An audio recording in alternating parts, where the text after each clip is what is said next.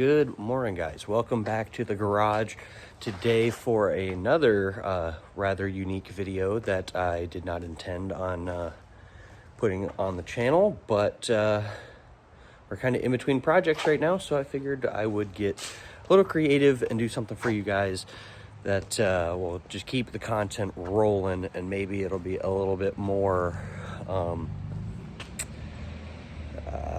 reasonable, I guess, for the day-to-day house owners. And anyways, so I'll get to that in just a second. But for your Georgia weather forecast for today, it is a partly cloudy, I'm very overcast day today, and 52 degrees outside today. So it's a little warmer than it's been the past couple of days. It was supposed to rain all day today, but it's actually turned out to be kind of a nice day. I played some musical cars, and we're ready to start the day. So let's go ahead and take that back. You guys have already gone through the intro. So let me flip the camera around, and I'll show you guys what we're working on today. All right, guys, today we are working on the Husqvarna Riding Mower that I picked up earlier in the season. Picked it up from a local small engine shop that had it for sale on the side of the road. And was previously borrowing my parents' zero turn, putting it on my open trailer that I had at the time before I got the enclosed. I was going to and from between here and my parents' house to cut the grass. So this one popped up for a good deal. I went and talked to the guys. They said they had three Husqvarna mowers, and they Frankensteined this one together. Pulled the engine out of another mower. It's the Briggs & Stratton Intech 24 horsepower engine. So they pulled that out of one mower. They used the frame of this mower and the transmission of another mower to Frankenstein this one together. And I've been using it all season, and it's been a pretty good setup for us here. Sorry, I'm realizing some work that we're gonna have to do on it, but anywho, some little bit more about it from when I picked it up. I've used it all season now, and it's done very well. The only thing that I noticed problem-wise with it was the fuel lines that run from the fuel tank here up to the engine. It started leaking. They were over here on this side right here to these fuel lines. This is the return, and this is the main feed. But it was leaking, so I went ahead and replaced the fuel lines from there all the way back. In the process of that, you may notice the plastic piece that is right here. I broke it, so that'll be part of the repair process that we'll be doing on this thing in this video, as well as just winterization, getting it ready for next season. So what else? Oh, and the front tires kept going flat. So I found it had the normal gray wheel with a pneumatic tire on the front. And I got on Amazon and was looking for a set of tires for it. And sure enough, these hard plastic, solid rubber wheels popped up there on the Amazon. So I picked those up and threw those on. They were direct bolt-on, and I dare them to go flat now.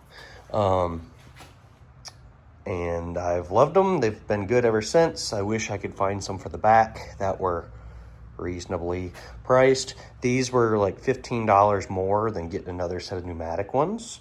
So the back ones hold air significantly better than the front ones did. I mean, they look a little goofy, but hey, I'm all here for a good function. So what we're gonna do here is we're gonna fix that plastic piece. We're going to get it back installed. As you can see, there's a retainer clip right there with a screw in it that goes right there. And then there's screw there, plastic clip. But right here where it broke that off, cracked it all the way through. So we'll have to get creative to fix that.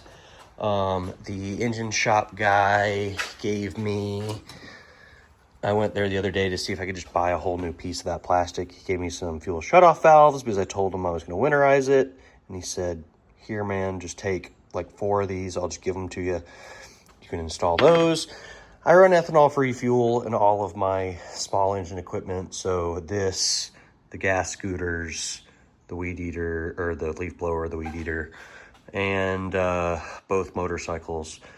And yes, I know that the manual on the Indian says to run premium only in it. Our ethanol-free is 89 octane, but I figured 89 is better than 87, and with an octane booster in it, I think it will be close to 93-ish.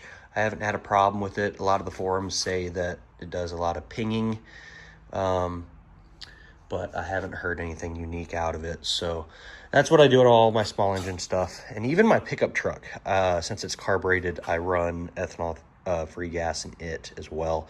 But we'll put in this, we'll pull the blades off of it and get them sharpened, ready for next year. And then we have, I think the drive belt is slipping on it. And that's strictly my doing. I don't blame them one bit for that. I've been using the mower here to drag the S10 around while it didn't have the engine in it. So probably way more than that thing should be towing.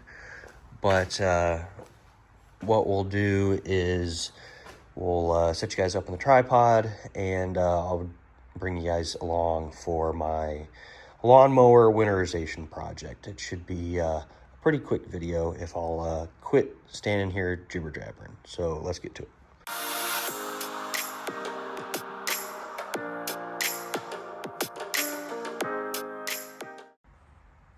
Okay guys, we got that fuel valve put in there. I was looking for some hose clamps because I have some mini hose clamps, but turns out I just used them on the S10, so I'll have to grab 2 more of those hose clamps for that guy. Next up on the agenda, I think, is going to be probably jacking this thing up and pulling the blades off the deck. So we can take those and go and get those sharpened. I have a couple places close to me that will sharpen those blades for me. They're in Ace Hardware is really good about it, and I also, the small engine shop that I talked to said they would do it. So let's I'll slide you guys back here. We'll get you guys propped up, go a little wider of an angle. There we go. And we'll jack this thing up. And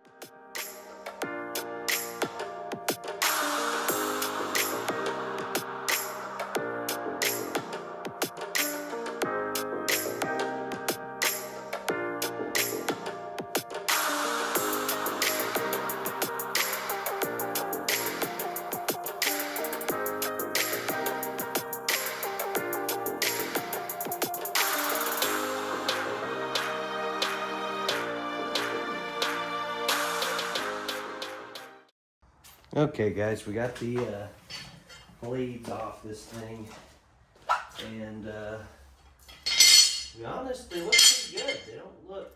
They look like they'll all be able to be sharpened. The ends aren't totally blown out. The worst one was probably this side right here, the left side of the deck. But we'll throw those in the truck to go get those sharpened. The next thing we can do to continue on with this thing for the moment, I only have a little bit more time left before I gotta get ready to go for a Christmas thing tonight. What we can do is we can pull off the plastic covers. Here, I'll bring you guys in a little closer so you guys can see what I'm talking about. We're gonna pull off that plastic cover on this side and the plastic cover on the other side. And yes, I know they're there for safety, but they trap a ton of debris in there. And with moisture and everything, it rots out the top of the deck. So what we're gonna do is we're gonna pull that off, and we're gonna risk safety for longevity of belts and mower decks. And yes, it's a stamped deck. Yes, I know it's not gonna. The stamped deck won't last forever like a welded deck will, but regardless, we're gonna try to take care of our stuff here.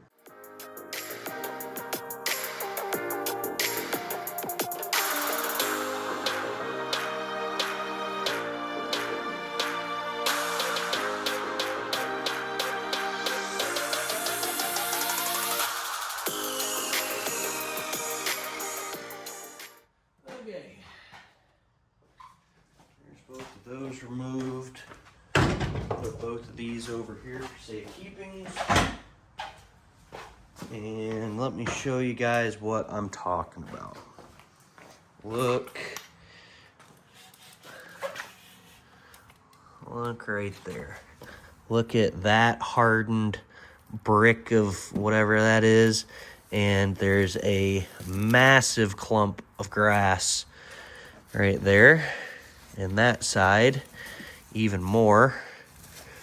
So we're gonna eliminate all of that. Less spot for all that to hide. Easier to clean all that up. So when we get done cutting grass, we can just leaf blow all that out of there. So real happy. That's a good move to do on that as well. But so now what we'll have to do is we'll have to run to the store, get some parts, get some blades sharpened, probably get oil and an oil filter, and a drive belt, and we'll get back to it here in a little bit. So see you guys here in just a second. Hey guys, welcome back to the garage. We're back on the lawnmower project today. We ran to the store, got a couple things done. We got some blades sharpened, and we got a plan for the plastic piece. So let's get back to it. Here's our blades that we got from the, well, they came off the mower. They came off the mower. We got them sharpened up. They look really good. Both sides are good. However, he told me that one of my blades were bent. So I ended up having to get a new one. We'll put that one in the middle, and the two outers here. Here's the old one that he didn't change for me. We'll just throw this one in the scrap metal bin, but we'll throw you guys up in a time lapse, and we'll throw these blades back on real quick, and then I'll show you guys how I'm going to repair this plastic piece, and we'll keep on trucking.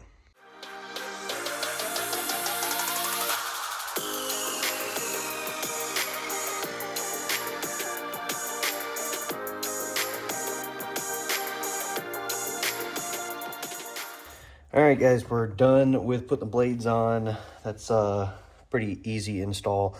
But now we're on to the next part of fixing our plastic.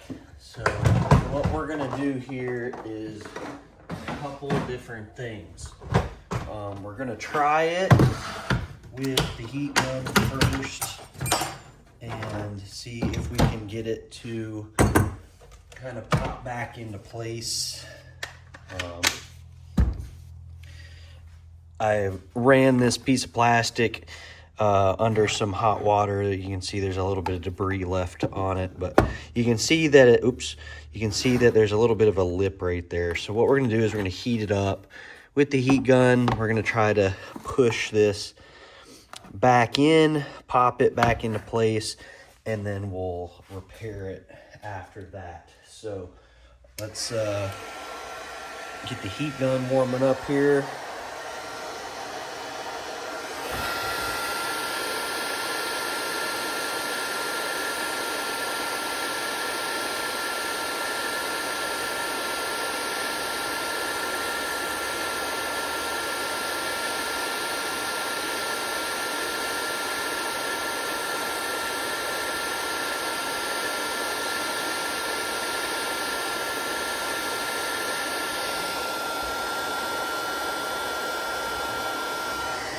It's already moved a little bit, just to that little bit of heat.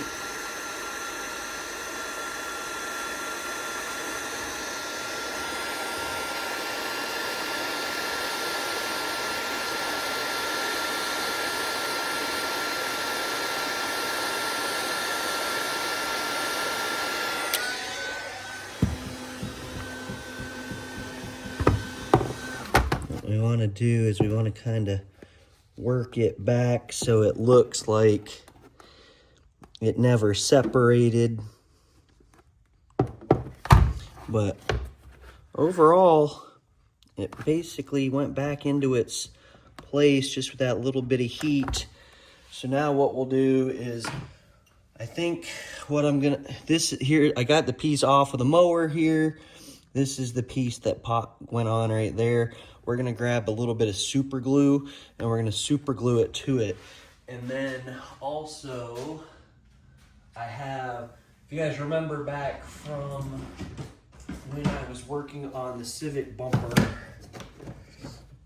I have some pieces, I believe I have these plastic welding, the plastic welder where I can just weld these pieces in there, and maybe we'll try to put a couple of these in there with it. We'll give it a shot, see what we can do with it, stiffen it up a little bit. But other than that, that's kind of my plan on it. So you guys don't need to watch me just waste time here anymore. I'm gonna grab the super glue. I'm gonna glue this back together, I think, and then try out these little pieces, these little angle pieces right here that go into my plastic soldering gun. We'll just tack that all back together and we'll call it good. So see you guys in a sec.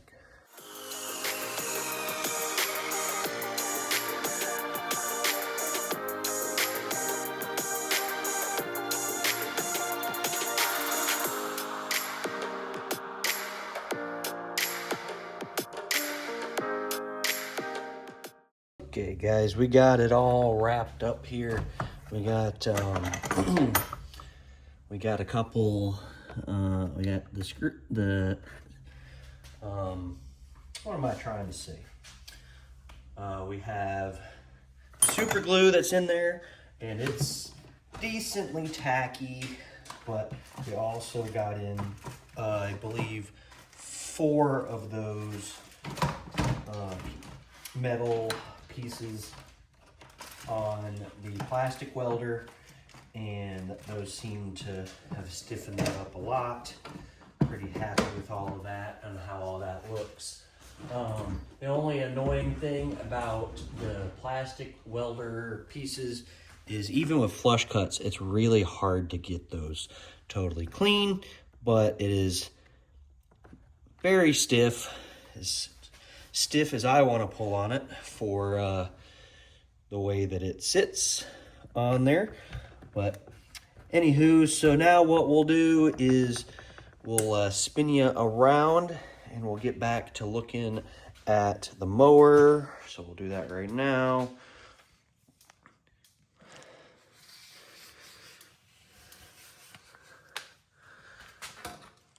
All right, there you guys are right there. Okay, so now what we'll do is I'll grab a socket real quick for these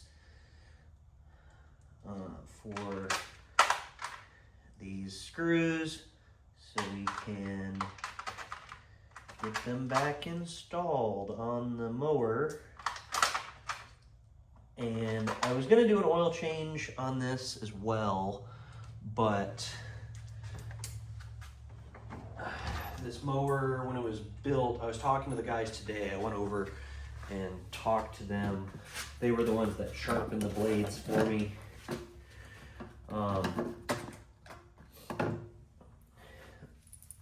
Were the guys that I bought this from, and they were able, just talking to them about the engine and that I was going to do an oil change on it, and they were like, what?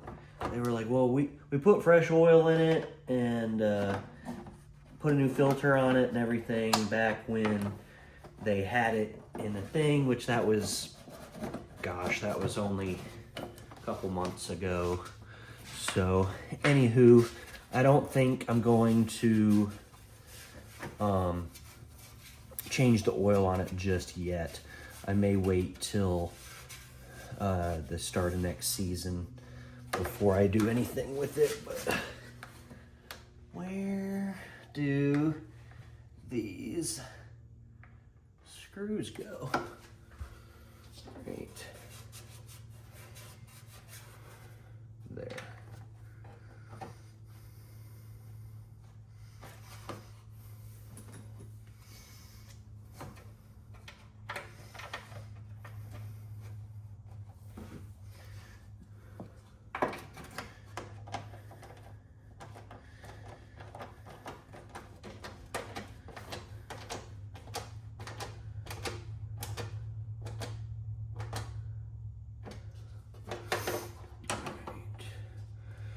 These are tightening down just on plastic studs, so don't overly torque them. That's why I'm using this stubby ratchet, just because I don't really know what I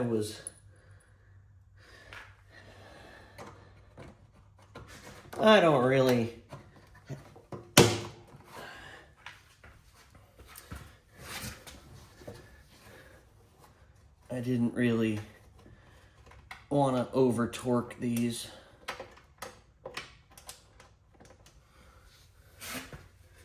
And then this last one, this hole is right here where it is very hard to reach.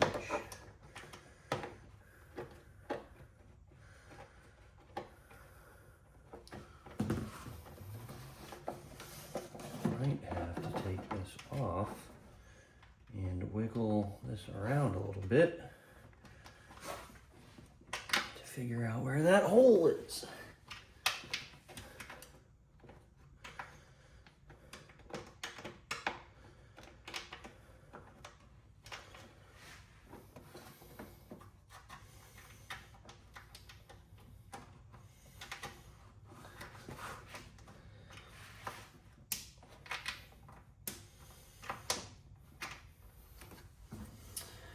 Well, guys, I'm struggling.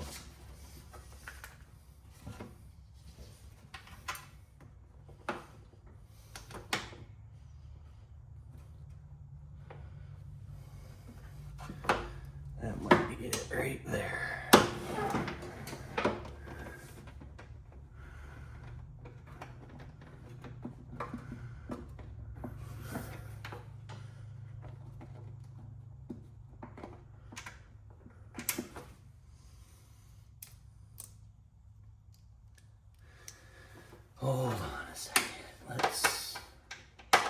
Maybe I should have started with the back one.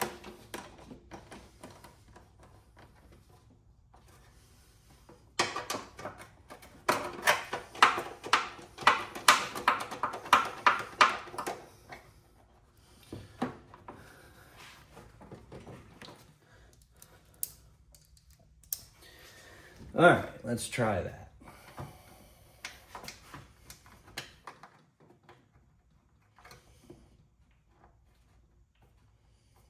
There it is.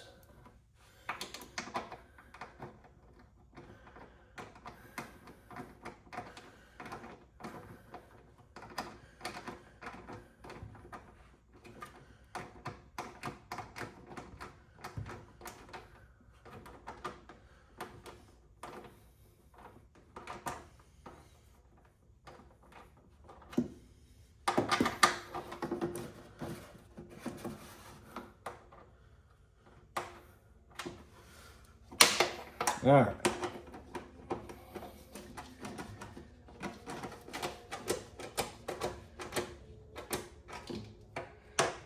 And